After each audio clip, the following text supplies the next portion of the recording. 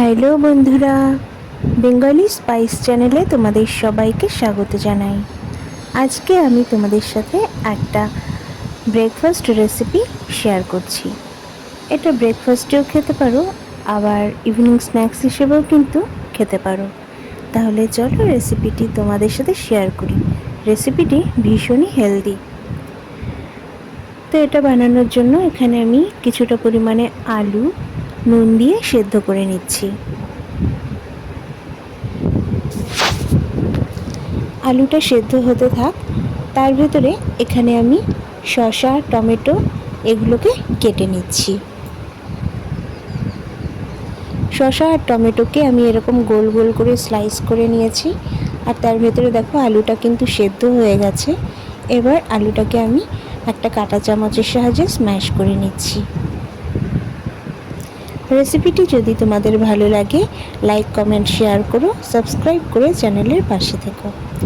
এবার স্ম্যাশ করা আলুর ভেতরে দিয়ে দিচ্ছি কিছুটা পরিমাণে কর্নফ্লাওয়ার, দিয়ে দিচ্ছি ধনেপাতা কুচি, লঙ্কা গুঁড়ো আর সামান্য নুন। এবার হাত দিয়ে ভালোভাবে সমস্তটা আমি মেখে নিচ্ছি।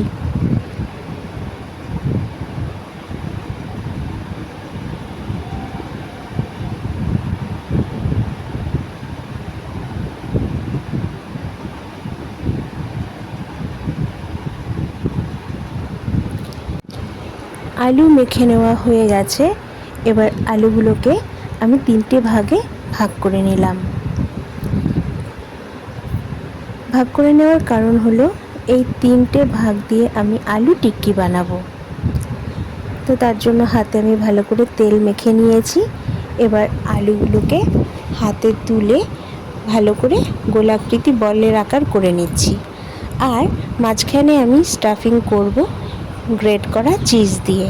তো মাঝখানে আমি কিছুটা জায়গা করে নিলাম, আর তার ভেতরে দেখো এইভাবে চিজগুলো দিয়ে দিচ্ছি। এই চিজটা কিন্তু বাড়িতে তৈরি করা, তোমরা যারা ভিডিওটা দেখোনি অবশ্যই দেখে নিও। তো এরপরে ভালো করে আমি চারপাশটা মাখা আলু দিয়ে মুড়ে নিলাম আর এরকম গোল করে নিলাম, আর সামান্য হাতের সাহায্যে চাপ দিয়ে টিকি আকারে গড়ে নিলাম।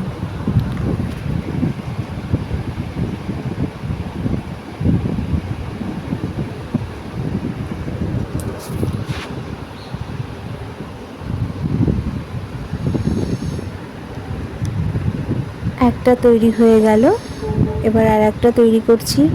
দেখো মাখা আলুটা হাতে নিয়ে মাঝখানে জায়গা করে নিলাম, ভেতরে আবার চিজ দিয়ে দিলাম, দিয়ে ভালো করে চিজটাকে কভার করে দিচ্ছি, আর হাতের সাহায্যে সামান্য চাপ দিয়ে টিকি আকারে গড়ে নিচ্ছি। তারপরে সর্ষের তেলে এই আলু টিকিগুলোকে ভালো করে ভেজে নিচ্ছি। তো আমি টিকিগুলোকে কিন্তু ডিপ ফ্রাই করছি না, যেহেতু একটু হেলদি রাখার চেষ্টা করছি, তাই অল্প তেলেই কিন্তু টিকিগুলোকে ভেজে নিচ্ছি। আর এখানটাতে ওপর থেকে সামান্য লঙ্কা গুঁড়ো ছড়িয়ে দিয়েছি ঝালের জন্য। তো তোমরা যদি ঝাল পছন্দ না করো এখানে গোলমরিচ গুঁড়োও দিতে পারো, আমি দিয়ে দিলাম লঙ্কা গুঁড়ো।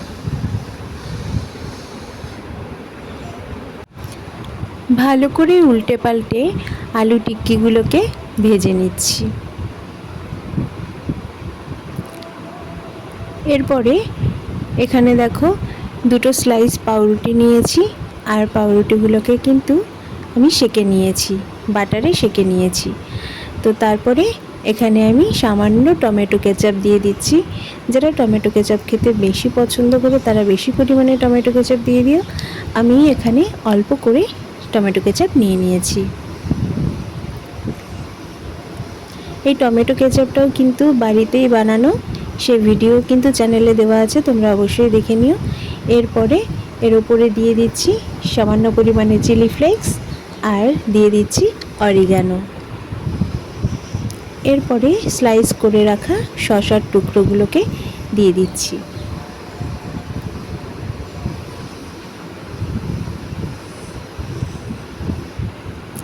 তার উপরে দিয়ে দিচ্ছি স্লাইস করা টমেটোগুলোকে।